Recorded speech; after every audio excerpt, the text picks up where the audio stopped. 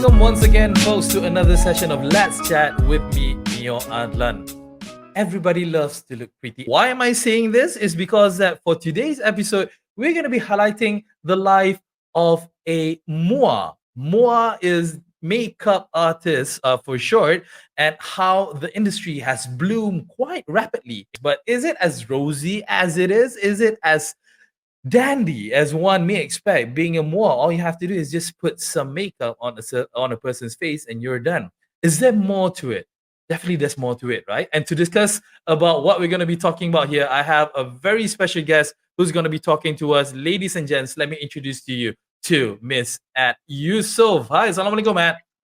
Hi, welcome salam. Why is the trend is as such? Why do you think that we see a lot of MUAs out there more in comparison to how it was maybe 10, 15 years ago? I think it's because being a makeup artist is relatively a more chill job. It doesn't require long, hard hours at desk. It doesn't require any diploma or degree. I mean, it sure does help to have a basic knowledge in makeup, but it's not a requirement to be a makeup artist.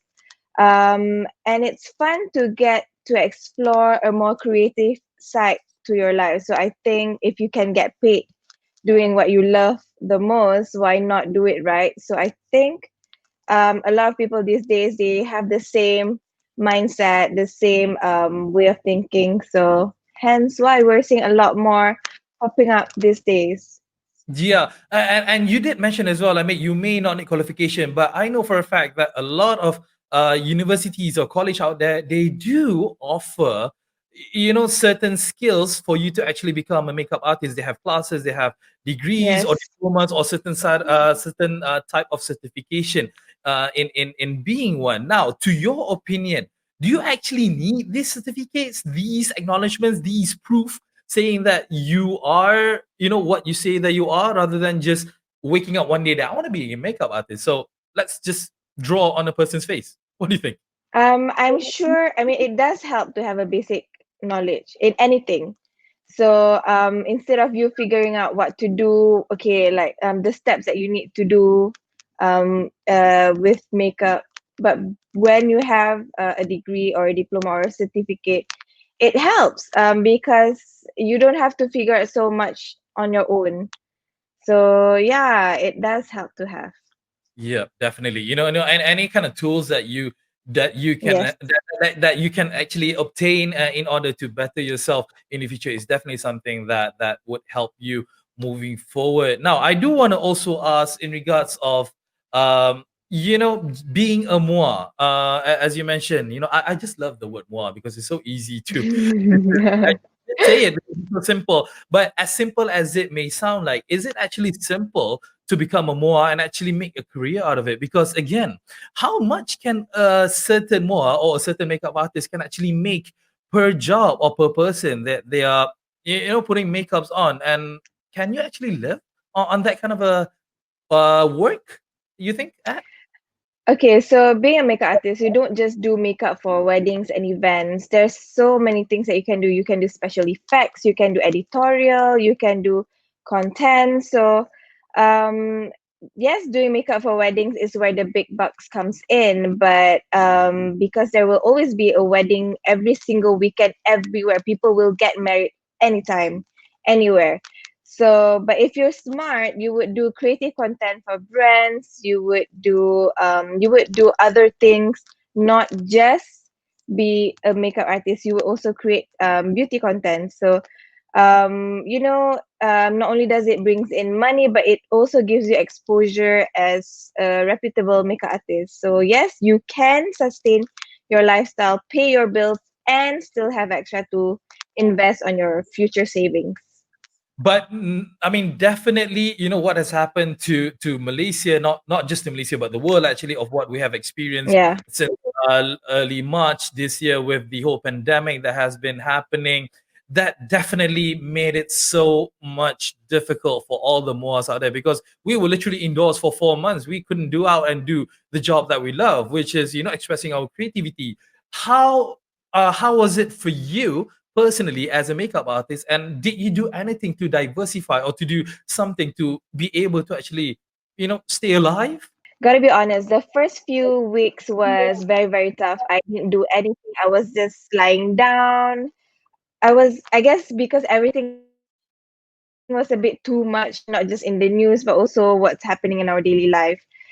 So with me, I understand that I cannot be there for my clients. I cannot go to them. So what I did was I did more of like creative content. I did beauty related contents for brands. So not only does it helps me cope mentally, but it also helps me in terms of like income, money wise. So yeah. Yeah, because yeah, I believe that you have diversified yourself. You know when push comes to shove, there if there's nothing that you can do on one single outlet, you try to make it work on another one. It's about adapting, about Yes. able to actually make the best out of it. But that may be the case for you. But what do you think that happened to your other colleagues, your friends in the industry, when they had no other source of income apart from being a makeup artist? How did they try to survive during this difficult time? The ones that are 100% relying just on client face-to-face makeup, they are the ones that are struggling the most. But I see them doing online classes, so that's actually quite smart because you adapt to technology and whatnot. Because usually with makeup, you would have to um, attend and do it yourself. Like you have to. It's usually a demo and practical classes, but because of COVID, you cannot attend the classes physically. So what they can only do is just online classes. So I think that was very smart of them to do Mhm. that. So it's basically them showing their talents as well as their capabilities online. And this would then, Yes. in fact, help them moving forward because they have instilled trust. They have instilled Yes. the confidence to their future prospects, to their future clients moving forward. Okay. You touched about technology. Even at the start of the show, I did mention about the advancement of technology and how it has Mm-hmm. helped people from all across industries. Now, speaking in regards of the makeup artist industry specifically, it has definitely helped to boom the business so much, right? Because I can so imagine how it was 15 years ago when you didn't have Yes. social media, you didn't have Facebook and Twitter and Instagram. There was really not many outlets that you can showcase your talent, showcase what you can offer. Your comments on how social media has helped you and the industry to boom as it is right So as for me, my income relies heavily on social media. It's where I put up my portfolio. It's where brands I'm being seen by international brands, and where I attract both local and international clients. So yeah, my quality of life do improve a lot with these advances of technology. So it also helps in terms of like when client wants to book me, they already know what my potentials are, so they don't have to, because back then you don't have Instagram for you to put up your work. So when people book you, they can't quite figure out what type of work that you can produce. So technology really does help in that way. So I don't really have to show people, like convince people that much. They can just see online.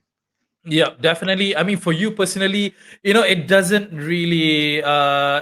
What I'm trying to say is that it actually helps you a lot because the fact that you yourself, not just being a makeup artist, but you are also somewhat an influencer with almost Yeah. with more than 80,000 followers on your Instagram. That definitely is a good thing, isn't it, for you yourself? Not just being a makeup artist, but also having that responsibility of being an influencer in the line that you are in. Yes, it is. It's such a huge responsibility, to be honest, because I have young girls that follows me on Instagram or on social media. So although I don't directly say, hey, this is what you should do, this is what I'm doing, but indirectly when they see my actions, they would say, hey, Art is doing this, so I think I can do this. So if I do negative things, it would also impact on them.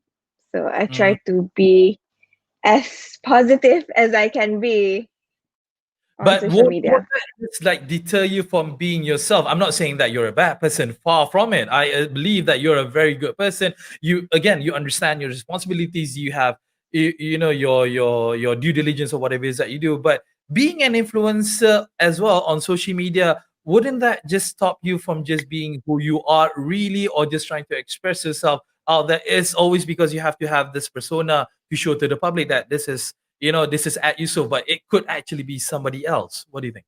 Mhm. Not really.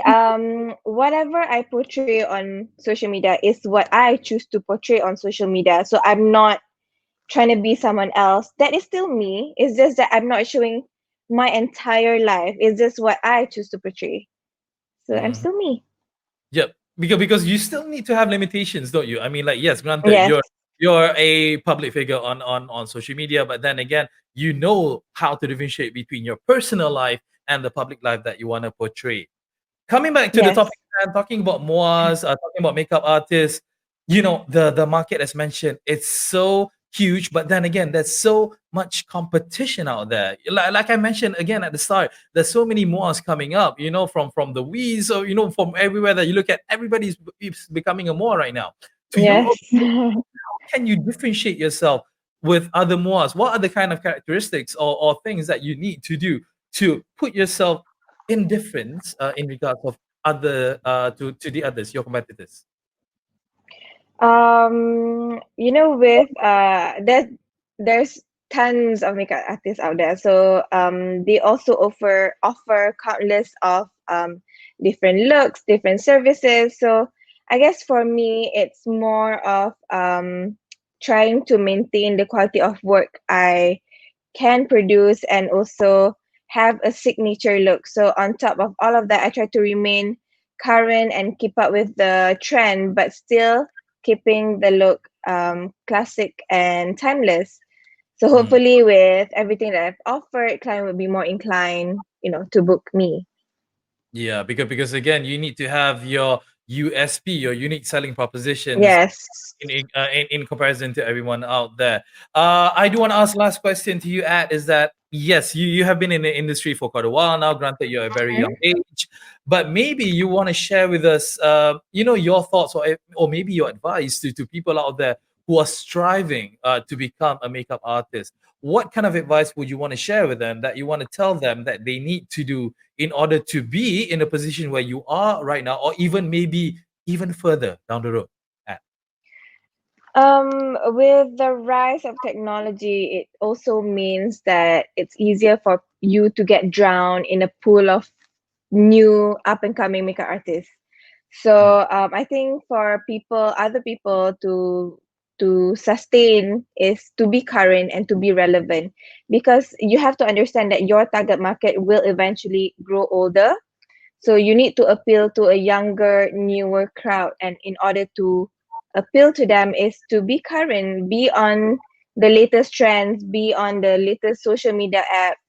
So, like for instance, TikTok. At first, people weren't quite accepting, but that is actually an entire new market for even for me, because mm, everyone on TikTok is the younger crowds, but they are also growing older, so they could potentially be my clients. So I think my advice would be just stay current, stay relevant, stay on top of trends. Not only clients would love you for being that, brands would actually want to work with you if you're all current. all right, well said, well said. Thank you so much, at Yusof, for coming Thank on you to the so show. much. It has been really insightful. It has been knowledgeable as well, to share your experiences as well as your advice on how to stay current in this particular industry. Thank you so much, At. We'll see you soon. Thank you for having me. Bye. Is bye. And that was at Yusof, guys, talking to us about how easy or difficult, if you want to look at it, on being a makeup artist in this current day and age. And what it needs for you is to be able to stay current and stay relevant, and always keep an eye on those of your clients who you may not have them today, but well, who knows, they might actually be your clients, in the next few months or years. In fact, never lose hope, never give up. Thank you so much, folks, for staying on watching this episode, and hope to see you guys again next time on the next edition. Take care now.